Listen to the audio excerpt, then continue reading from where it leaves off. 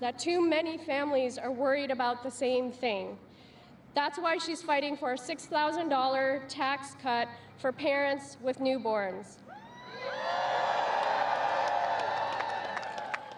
and a $50,000 tax credit for anyone who wants to start a business. I can't even begin to describe how life-changing that would have been for me and my husband when we were starting. So we have an opportunity to make history and create a middle class that thrives in America. So when Odine and I went to the polls, we actually mailed our ballots because we're in Arizona. We voted for the only candidate that treats every American as family, Kamala Harris, or as my daughter would call her, Auntie Kamala, every time she sees her on TV. Thank you so much.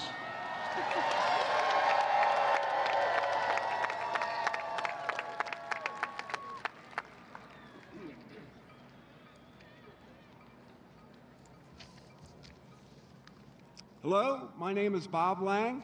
And I am Christina Lang. Christina and I are farmers from Chester County, Pennsylvania.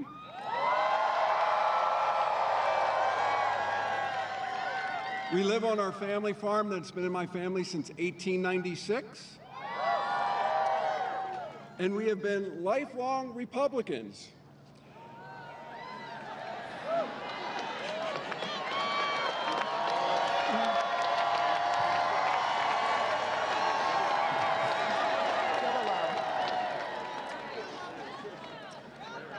I voted for Donald Trump twice.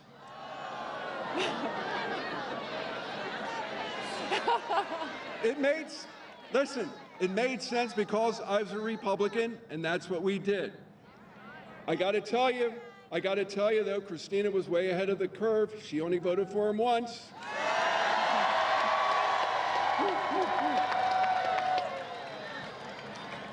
But it's very clear that Donald Trump doesn't care about helping hardworking people like us. He only cares about what's good for him and the super rich people that he touts to. He's too focused on seeking revenge and retribution to care about what we need. We deserve better. It's time to turn the page.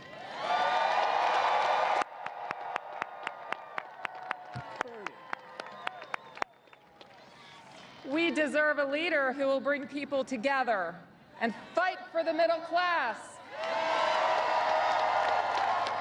not someone who tries to divide us. And that's why Bob and I are both proudly voting for Kamala Harris.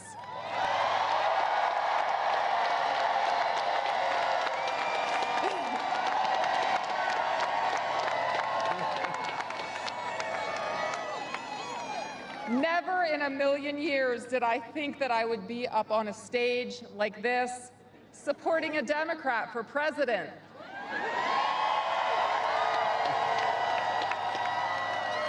But enough is enough.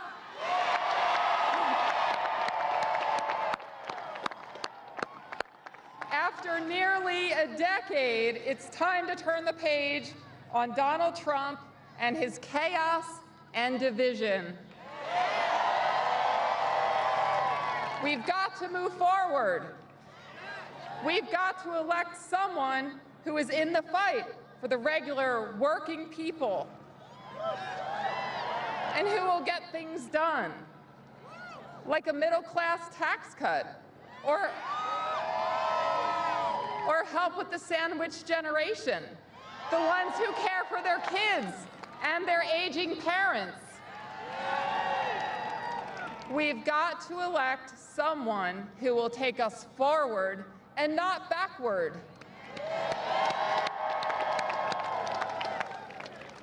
There's more at stake at this election than in any other election in my lifetime.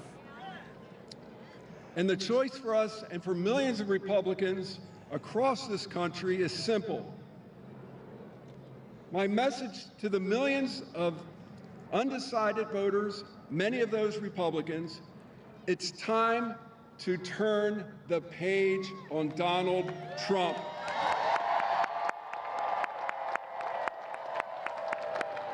Kamala Harris will be a president for all Americans. Let's elect Kamala Harris! Thank you.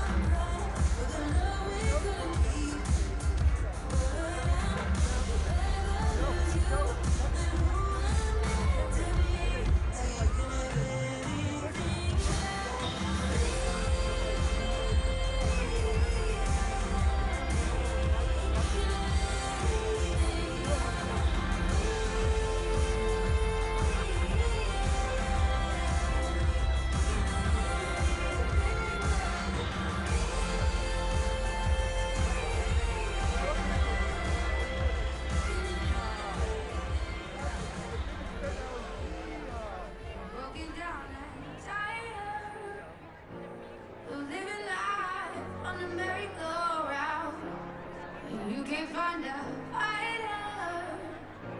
By city you, so we gon' walk it out.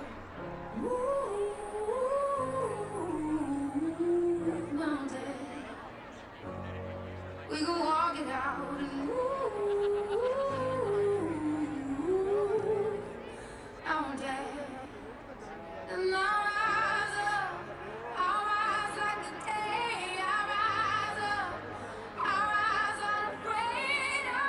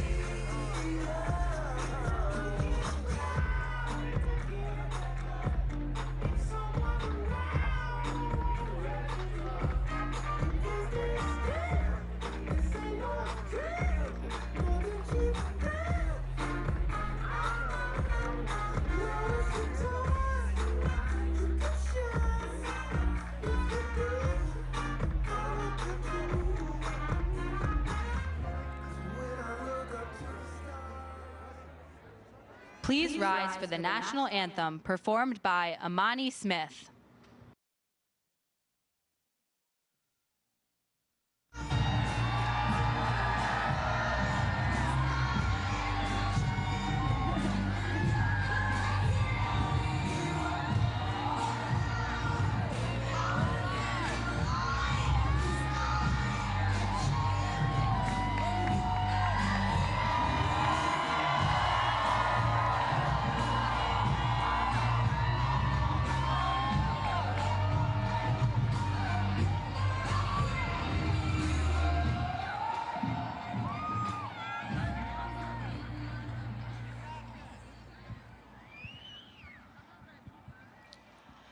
Oh, say, can you see by the dawn's early light what so proudly we held at the twilight's last gleaming, whose broad stripes and bright stars through the perilous fight o'er the ramparts we watched were so gallantly streaming, and the rocket's red glare, the bombs bursting in air, gave proof through the night that our flag was still there. Oh, say, does that star-spangled banner yet wave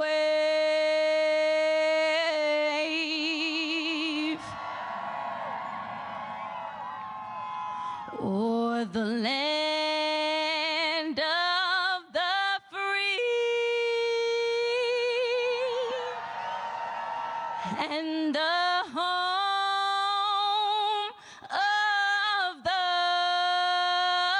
brave?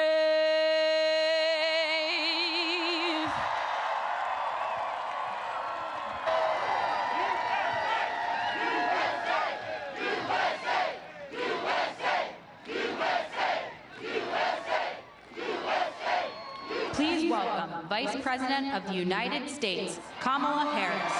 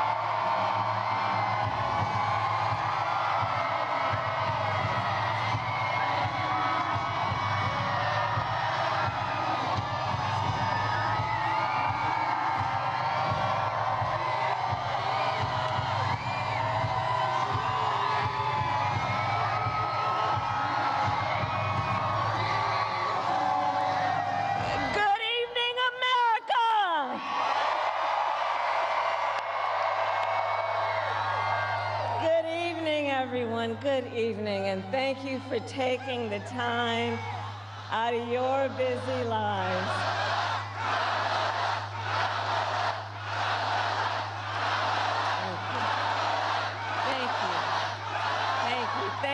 Thank you, everyone.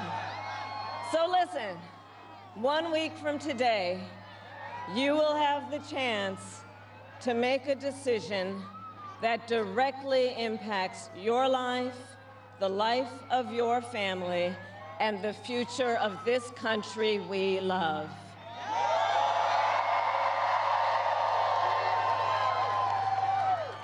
And it will probably be the most important vote you ever cast. And this election is more than just a choice between two parties and two different candidates. It is a choice about whether we have a country rooted in freedom for every American or ruled by chaos and division.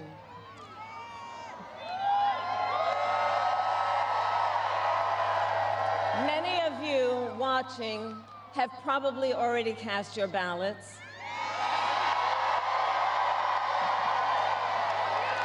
But I know many others are still considering who to vote for, or whether you'll vote at all.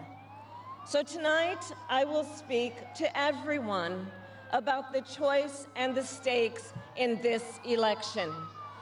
Look, we know who Donald Trump is.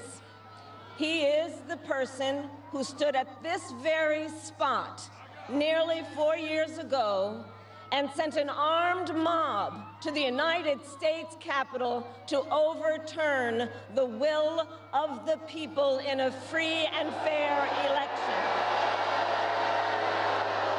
An election that he knew he lost. Americans died as a result of that attack. 140 law enforcement officers were injured because of that attack. And while Donald Trump sat in the White House watching as the violence unfolded on television, he was told by his staff that the mob wanted to kill his own vice president. And Donald Trump responded with 2 words: "So what?" America, that's who Donald Trump is. And that's who is asking you to give him another 4 years in the Oval Office. Not to focus on your problems, but to focus on his. And Donald Trump has told us his priorities for a second term. He has an enemies list of people he intends to prosecute. He says that one of his highest priorities is to set free the violent extremists who insulted those law enforcement officers on January 6th. Donald Trump intends to use the United States military against American citizens who simply disagree with him. People he calls, quote, the enemy from within. America, this is not a candidate for president who is thinking about how to make your life better. This is someone who is unstable, obsessed with revenge, consumed with grievance, and out for unchecked power. Donald Trump has spent a decade trying to keep the American people divided and afraid of each other.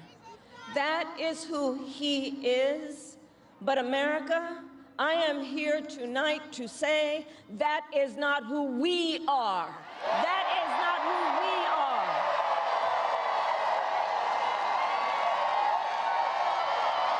That is not who we are. You see, what Donald Trump has never understood is that e pluribus unum, out of many, one, isn't just a phrase on a dollar bill. It is a living truth about the heart of our nation. Our democracy doesn't require us to agree on everything. In fact, we like good arguments from time to time. Just think of your own family, right? It's not the American way to not have disagreements. We don't shy away from robust debate. In fact, we like a good debate, don't we? We like a good debate. And the fact that someone disagrees with us does not make them the enemy within. That's right.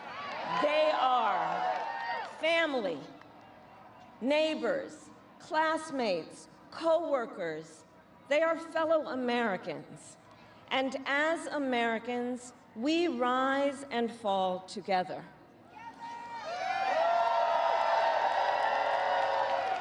America, for too long, we have been consumed with too much division, chaos, and mutual distrust. And it can be easy then to forget a simple truth. It doesn't have to be this way. It doesn't have to be this way.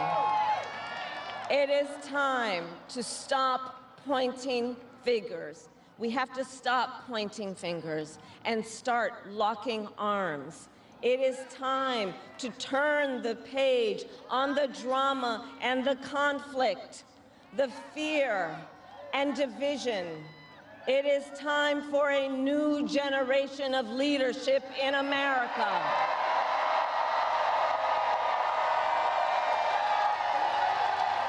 And I am ready to offer that leadership as the next President of the United States of America.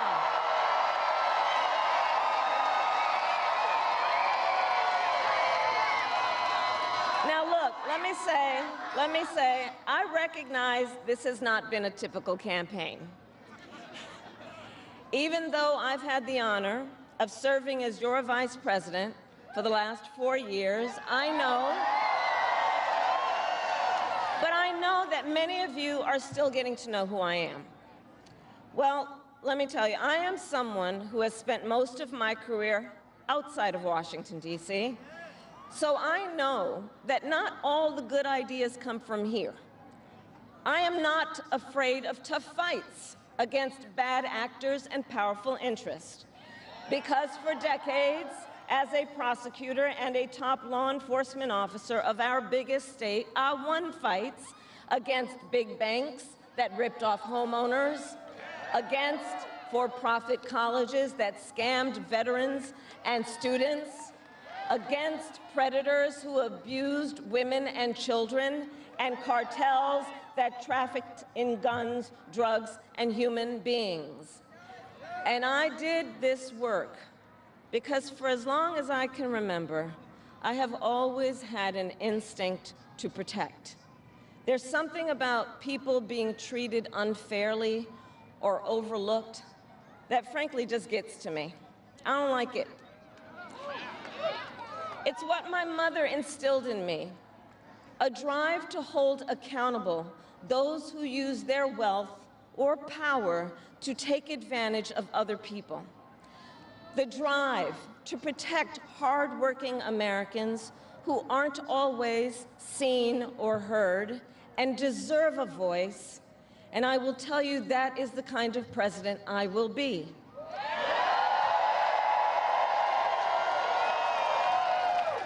And look, I'll be honest with you, I'm not perfect. I make mistakes, but here's what I promise you. I will always listen to you, even if you don't vote for me. I will always tell you the truth, even if it is difficult to hear. I will work every day to build consensus and reach compromise to get things done. And if you give me the chance to fight on your behalf, there is nothing in the world that will stand in my way.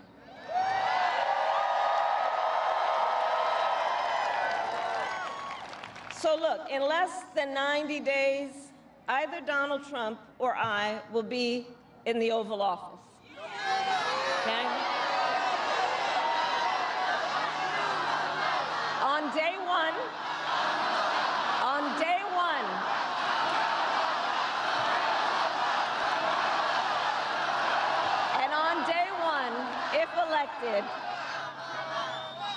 one, if elected, Donald Trump would walk into that office with an enemies list. When elected, I will walk in with a to-do list, full of priorities of what I will get done for the American people. And I will work with everyone, Democrats, Republicans, and independents, to help Americans who are working hard and still struggling to get ahead. I have been honored to serve as Joe Biden's vice president. But I will bring my own experiences and ideas to the Oval Office. My presidency will be different because the challenges we face are different. Our top priority as a nation 4 years ago was to end the pandemic and rescue the economy. Now, our biggest challenge is to lower costs, costs that were rising even before the pandemic and that are still too high. I get it. I still remember our mother sitting at that yellow Formica table, late at night, cup of tea in hand, a pile of bills in front of her, trying to make it all work. And I've heard from so many of you who are facing even greater financial pressures. Donald Trump's answer to you is the same as it was the last time. Another $1 trillion in tax cuts for billionaires and big corporations. And this time, he will pay for it with a 20% national sales tax on everything you buy that is imported. Think about it. Clothes, food, toys, cell phones. A Trump sales tax that would cost the average family nearly $4,000 more a year. And on top of that, you will pay even more if Donald Trump finally gets his way and repeals the Affordable Care Act, which would throw millions of Americans off their health insurance and take us back to when insurance companies had the power to deny people with pre-existing conditions. Well, we are not going back. We are not going back.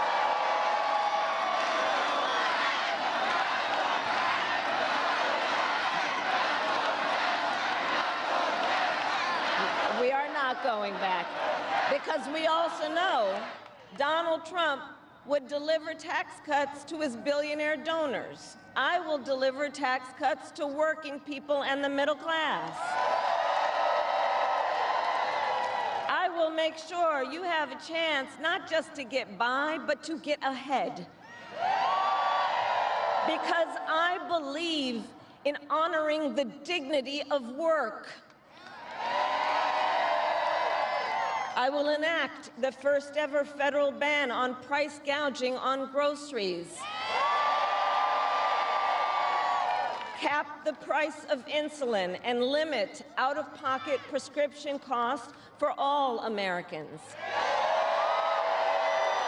I will fight to make sure that hardworking Americans can actually afford a place to live. I'll never forget how our mother saved up and how excited she was when she could finally afford to buy our first home. I remember how excited she was. And I know that owning a home is not only a measure of financial security, it's about the pride of your hard work. And as president, I will fight to help first-time home buyers with your down payment, take on the companies that are jacking up rents, and build millions of new homes.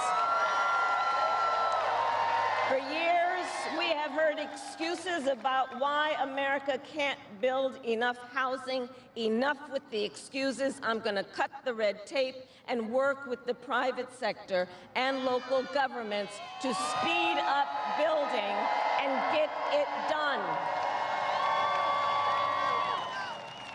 And the cost of housing isn't the only financial pressure on middle-class families. I have met so many young people who have a natural desire to parent their children well, but not always the resources to do it. So I'll fight for a child tax credit to save them some money, which will also lift American children out of poverty. I'll work to lower the cost of childcare, which is out of reach for too many working families today. And for too many people in the sandwich generation, who are raising young children and taking care of a parent. Juggling all of it is extremely difficult. You know, I took care of my mother when she got sick, cooking food that she had a taste for, finding clothes that would not irritate her skin, and understand, as I do, that caregiving is about dignity. It is about dignity. And currently, if you need home care and you don't have some money to hire someone, you and your family need to deplete your savings to qualify for help. That's just not right. So we're going to change the approach and allow Medicare to cover the cost of home care so seniors can get the help and care they need in their own homes. Now, Donald Trump has a different approach. He tried to cut Medicare and Social Security every year he was president. Look, I believe that when people have worked hard their entire life, they deserve to retire with the benefits they have earned. And I believe in the fundamental freedom of Americans to make decisions about their own bodies and not have their government tell them what to do.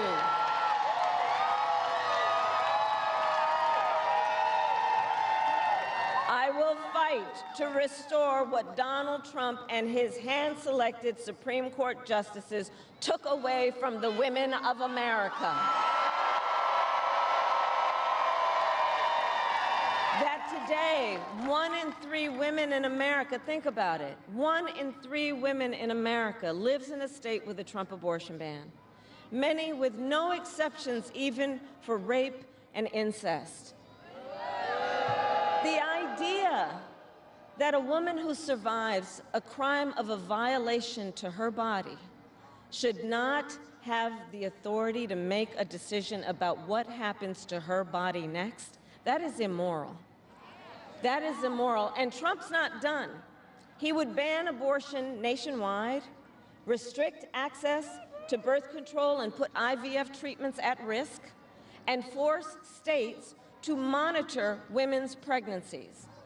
Just Google Project 2025 and read the plans for yourself. And look, I think we all know one does not have to abandon their faith or deeply held beliefs to simply agree the government should not be telling her what to do with her body. Not the government. And when Congress passes a bill to restore reproductive freedom nationwide, as President of the United States, I will proudly sign it into law. Proudly.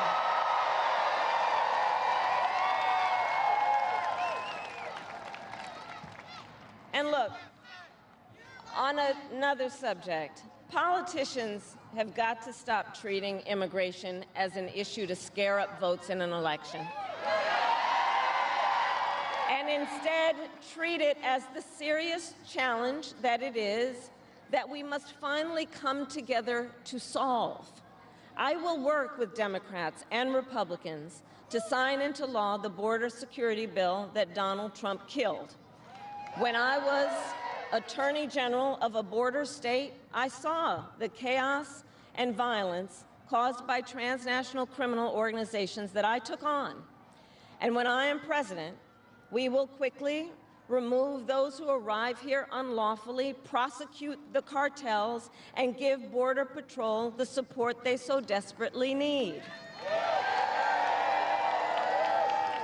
At the same time, we must acknowledge we are a nation of immigrants. And I will work with Congress to pass immigration reform, including an earned path to citizenship for hardworking immigrants like farm workers and our dreamers. As Commander-in-Chief, I will make sure America has the strongest, most lethal fighting force in the world. Donald Trump, on the other hand, has shown his contempt for our nation's heroes, calls them suckers and losers, called a 4-star Marine general a, quote, lowlife. I will always honor, never denigrate, the service and sacrifice of our troops and their families, and fulfill our sacred obligation to care for them. I will strengthen, not surrender, America's global leadership. And I will stand with our friends because I know that our alliances keep American people safe and make America stronger and more secure. Look, world leaders think that Donald Trump is an easy mark, easy to manipulate with flattery or favor. And you can believe that autocrats like Putin and Kim Jong-un are rooting for him in this election. I will always uphold our security, advance our national interest, and ensure that the United States of America remains, as we must forever be, a champion of liberty around the world.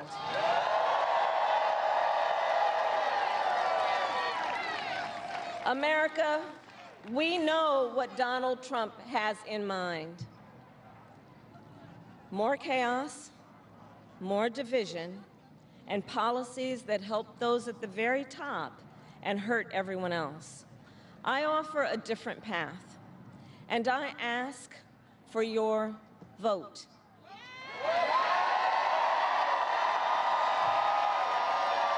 And here is my pledge to you. I pledge to seek common ground and common sense solutions to make your life better. I am not looking to score political points. I am looking to make progress. I pledge to listen to experts, to those who will be impacted by the decisions I make, and to people who disagree with me. Unlike Donald Trump, I don't believe people who disagree with me are the enemy. He wants to put them in jail. I'll give them a seat at the table.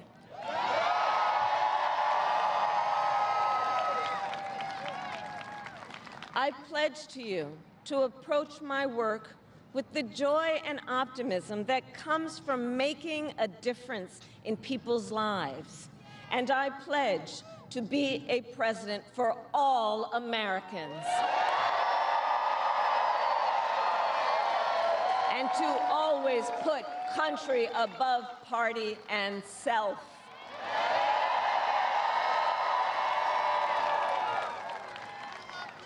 I love our country with all my heart.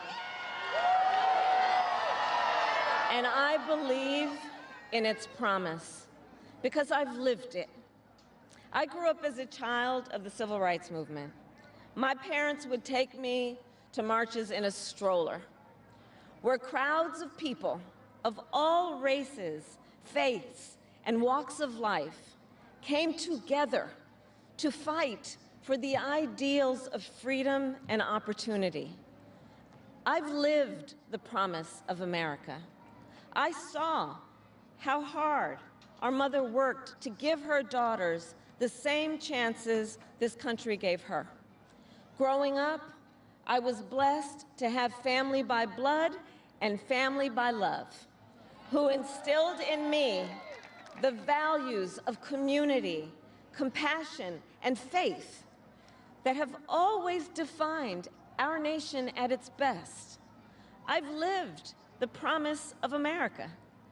I've spent my life fighting for the people who have been hurt and counted out, but never stopped believing that in our country, anything is possible. I've lived the promise of America, and I see the promise of America in all of you. In all of you. I see it. I see it in the young people who are voting for the first time, who are determined to live free from gun violence and to protect our planet and to shape the world they inherit.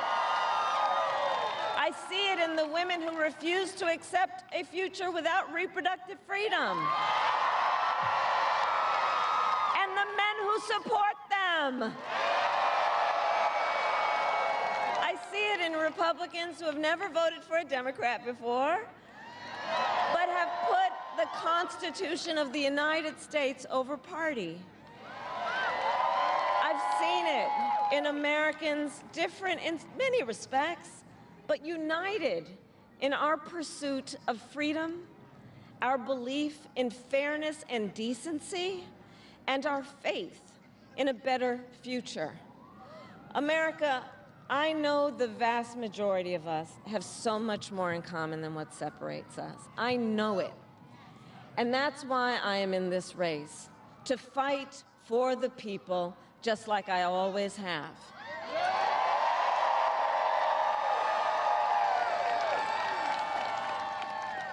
Nearly 250 years ago, America was born when we wrested freedom from a petty tyrant. Across the generations, Americans have preserved that freedom, expanded it, and in so doing, proved to the world that a government of, by, and for the people is strong and can endure.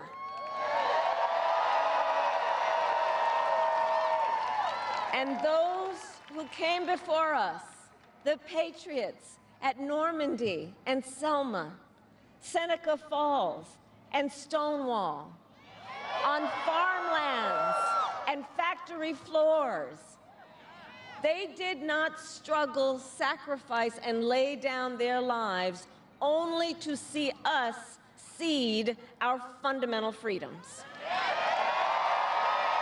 They didn't do that only to see us submit to the will of another petty tyrant.